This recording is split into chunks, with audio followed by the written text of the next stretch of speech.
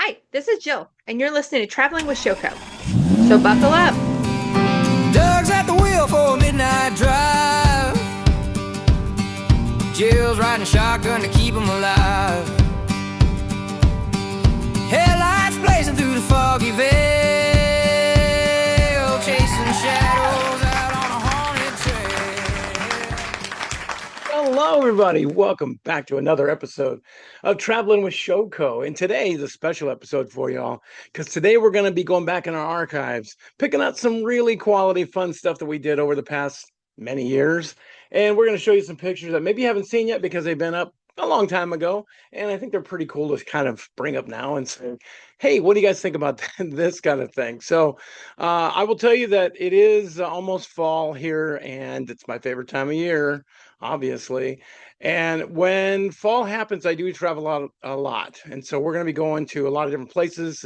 So we'll be popping these episodes up pretty quickly about the second week of October. So we're all over the place. We're down in Alabama. We're in Knoxville. We're in Sevierville. We're in Louisville, Kentucky. We're all over the place. So this is in the next few weeks. We're going to be everywhere. So just thought I'd bring this to you today and just kind of give you a little archive of what we've been doing and where we've been and some cool things to think about. So, and we always like to kind of do this stuff. And we just finished decorating our yard for Halloween. So we got lots of stuff out there that's pretty cool. I do like to decorate stuff, and Jill does a really good job out there with these things. So makes it nice when we're here and you pull into the driveway and you see all of our cool stuff and you're like, hey, that's a cool house over there. Even though some other people don't do it, and whatever, everybody's got their own deal. So we decorate for every holiday out there, including like Groundhog's Day if I have to. So I do all the holidays. And if you watch my Facebook, I put up all kinds of unusual holidays. Hug Your Cat Day, Drink More Wine Day, all kinds of holidays that come up. I usually put up a little thing on Instagram or on Facebook saying, hey, I hope you're celebrating today because today is national whatever it is today. So we have a lot of fun with those things. And I used to do them at work all the time. And people are like, where are you getting these weird holidays from? And I'm like, there's a couple of websites I go to that I just find these things. And I'm like, wow, that's pretty cool. Unusual things. It's like, it's nice to see that. So other than that, it's been pretty cool out there. So let me show you our first one that I wanted to kind of bring to your attention was Jill loves the Today Show. I'm sorry, the Tonight Show. And she really is like, she goes all out for this thing. And so when we lived in California, one of our trips out there, we came down to by LAX because Jay Leno performs at this little tiny club in Manhattan Beach every Sunday. Just he's been doing it forever, and he's out there all the time. So she said, maybe we should go to that thing. And I'm like, let's go. So it was his last couple of times doing the Tonight Show. So we saw him down there. And then we got tickets to go see him in person at the NBC studios. And we went over there and did that. And that was pretty cool. I'll put that picture up and you'll see that. It's pretty neat because you have to stand in line and all these other things. And we got, I think it's number 19 is one of our tickets. So we were the 19th guest inside the studio. So we got basically front row. So we got to shake his hand and stuff like that. It was pretty cool. And that was a really fun, unusual thing because it was almost his last season on the show. So it was kind of cool to go see him. And he's just seems like a very nice guy. When we were there. So met a lot of people in line. Everybody was very excited about going in there to do this. And I mean, some people had like 150 for their number. And I'm like, oh, you'll be sitting way in the back someplace, but we're way in the front. So I didn't want to say nothing about that. So that was a pretty cool trip we did down there. So we saw him in Manhattan Beach at the Comedy Place, which was cool. He told some great jokes and stuff. And that's a really small comedy place. So you're basically right at the stage. I mean, it was like we were maybe 6, 7 feet from him when he was talking up on the stage because it's a very small venue, but he's been going every Sunday forever over there. So it's kind of a cool place to go and see him. And that was kind of a cool thing because we did a lot of different sightseeing in LA while we were down in the LA basin down there. So one of the other things I wanted to show you was, I guarantee a lot of you probably don't believe this is true, but this is actually very true. The Los Angeles County Coroner's Office has a gift shop. I know. Look at the picture. You'll see the picture pop up here in a minute. Has an actual gift shop selling all kinds of things, including like toe tags, blankets with an outline of a body on it. I mean, just like really bizarro kind of stuff. But I was trying to show Jill all the unique things about Cali, and I said, you got to see this place because it's crazy that it's actually in the coroner's office. I mean, on one side of the building, there's families going over there for whatever, and on this side of the building is a gift shop, and it's like, oh my God, this is crazy. But a lot of people go there. Not a lot of people know about it. So, I mean, sometimes people find out about it, sometimes they don't. It's like, it's just a weird concept. It's called the Skeletons in the Closet gift shop at the Los Angeles County Coroner's Office. And it's just, it's a crazy experience to go in there and see it and just see all of the stuff they sell. I mean, they sell a lot of stuff in there. All the kinds of towels and gadgets and all kinds of stuff, signs and everything, and just jackets, shirts, all kinds of stuff. So it's kind of cool to have that kind of thing. I think Jill got a jacket, but I'm not 100% sure. I think she did. I'm not sure. So that was kind of a cool place. And then while we were driving down into LA, I said, hey, let me take you to an area near where I grew up in an area called Hacienda Heights. And so we go over there, and Hacienda Heights is become very Asian oriented over there because they have a big, huge Buddhist temple up on the hill. Very famous. It's a big one. So there's a lot of Asian influence over there. And one of the restaurants that was operating, now we did not eat there because I have some standards, but it was called the Magic Restroom Cafe. Yes, you'll see the pictures come up here. The Magic Restroom Cafe, you sit on a toilet. The seats in there are toilet seats. It's just so weird. We went in there and there's people eating, and I'm like, people, you're sitting on a toilet seat eating noodles and stuff. It's like, I was just like, oh my God. So we took a picture real quick and got the hell out of there because I'm like, I am not eating food out of this place. I don't even know how they serve it. I did look it up later, and apparently they do serve stuff in a toilet-shaped bowl, so you can eat. And I'm like, I don't know what the fascination is with eating out of a toilet. I don't get it, but apparently it's a big thing, and everybody likes doing it, or some crazy thing. I have no idea, but it's just so weird. I just want to share that one with you because I don't know if any of you have ever seen it before or experienced it before, ever went into it before. There's a couple of them. There's one in West LA. There's the one in Hacienda Heights. There's a couple of them out there. But if you've gone to any of the places I've been talking about today, please let me know. Send us an email at showalter.com, or come to our Facebook page, send me a message, or you can go to YouTube, which I'm going to recommend you go to YouTube because you can get our sign into our account there, and you'll actually get an update every time I put up a video. You'll get an update saying, hey, new video, go check it out, go check this thing out. So yeah, the Magic Restroom Cafe was a bit interesting, let's say. I don't want any part of it, but it was interesting. And if that's something that people like to do, then congratulations. It's just not for old Doug here. So no, thank you. So we left there. We drove down a little bit to City of Industry, which is not far from there. And I know that there's a place that they film McDonald's commercials. It's where they film all their commercials. And it's in this industrial area down behind a bunch of big buildings, but it's an actual McDonald's. You see it. It looks like a McDonald's. It's not open to the public because it's where they film everything there. And apparently when I lived in that area, they were telling us that they could make it look like it's snowing outside. They could make it look like it's sunny outside. They could transform it to whatever they want it to be.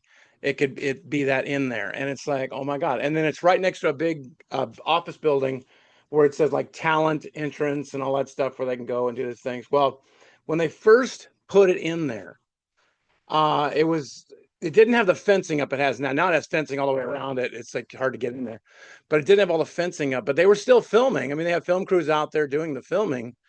But the funniest thing was they said they were. I remember seeing this on the news. They said that they were getting ready to film, and then they're like, "When did we get the extra guy in line at the registers?" And they're like, "Who is that guy?" And everybody's like, "We don't know who he is. Who is that guy?" And so they went over and asked him, "Sir, are you part of the film crew or?"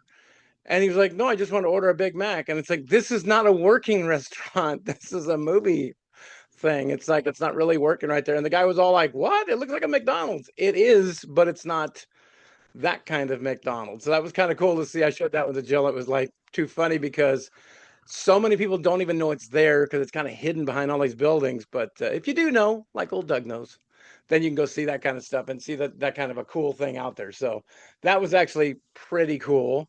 And then a couple of things that I thought I would share with you is a couple things from when we were traveling back east. When we were in Maryland, I was doing a speech back there for some event, and we said, we should go check out a few of the cool things they have out there. So as we're driving to this location where I'm going to do this speech, I saw a street sign that said Burkittsville next exit. And I'm like, Burkittsville? Holy cow. If you've ever seen The Blair Witch, that movie, the first one, not the second, third, and fourth one, but the first one was filmed in Burkittsville. And in Burkittsville, they keep saying it's now called Burkittsville, but it was originally called this or whatever, Blair. And that's what it was when the witch was there. And I'm like, oh my God, this is it. So I saw the movie a couple of times, you know, given. And so we had to take a picture next to the big sign that said Burkittsville because that's where they were filming right there for the movie. They filmed right there at that exact spot. And then I found the cemetery that they were filming at, where they said, oh, suspicious deaths of these kids up there and all stuff. And so walking around, there were a lot of kids buried up there. I don't know what the deal is. A really old cemetery, but there was a lot of people that were buried a long time ago that seemed quite young. So, but that's where they're filming the other part of Blair Witch up there. And I was like, this is crazy. And the town is really small. I mean, it's like one street and you're out. And it was crazy to see it. But just coming across it, I mean, I didn't even know it was there. I was just driving to the next location because we taught one place and then I was going to the next place to go do a speech. And so just driving by and I saw that sign said Burkittsville and I'm like, Burkittsville, Maryland, that's the Blair Witch home. So we went over there and checked it out. So I'm sure the residents get irritated if they, all these tourists came in there and I'm sure at Halloween time, I'm sure it's busy over there. It is what it is. I mean, if you live in a town like that, if something happens, you're probably going to get a lot of visitors showing up there like old Doug. I didn't cause any trouble. I just took some pictures and just reveled in the fact that I'm standing in Burkittsville was pretty damn cool. So that was neat. And then where else did we go on that one? Oh, that one we were up in Pennsylvania after that. And we went to a small town. I can't think of the name of the town was. You'll see it. It's coming up in a picture up here. But they had a place where you can they will teach you how to make pretzels. And so we were like, let's go get a class on how to make pretzels. And you'll see the picture come up where they have us go to a table. They give us some dough. We have to roll it out. Then you got to spin it into a pretzel shape and you get it up like that. It was actually pretty cool because it actually is a neat little town that was in. So it was in Pennsylvania, but it was a really cool little place to go and make pretzels. I mean, it was just like I told you earlier. I mean, I love these little roadside attractions that don't get a whole lot of heat. I love to go there and say, look, I like these little things like this where people are just friendly and they're nice and they want to show you what they've got. And they're kind of like, look what we got. Look what we got these things out there. So it's kind of a very cool thing. And then, we saw the Blair Witch, we saw that one. And then one of the other things, we were up in Oregon one time. This is several years ago. And I was doing some classes up in Astoria. And Astoria, Oregon is very famous because that's where they filmed The Goonies, if you know that TV show or movie. And they filmed other movies there and stuff like that. It's a beautiful little town. Holy cow, right on the ocean, just absolutely beautiful.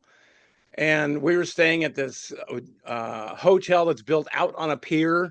So it's way out in the water. So it's pretty cool. Very famous hotel. Super nice. So I taught some classes there and we taught some classes around the state police area up there and stuff like that. And so on our way back, we were looking for wineries, of course, because, we got to find some wineries. And we were coming through McMinnville, Oregon. And McMinnville just happened to be having, and I did not set this up. This was just totally random. They were having the UFO festival there. So I was like, oh my God, we've got to go to the UFO festival.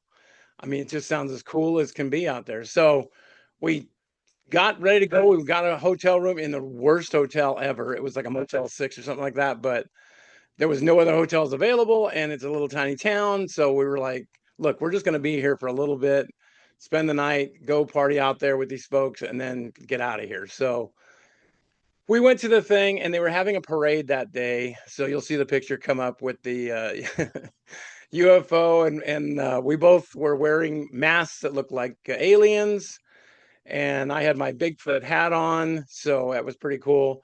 And I had a shirt on that said, "It isn't easy being green," and it's an alien person right there. And Jill had one with a alien sucking up a Bigfoot, so kind of a cool thing. But see, we were having fun because we thought it was kind of a fun thing to do. But there were some people there that really take it seriously. I mean, like full on, very serious. A lot of people dressed like Star Trek. So we were in line to get some drinks, and this lady's in front of me, and I said, "Oh, look, that's a cool, Star Trek outfit." And she goes, "It's a uniform.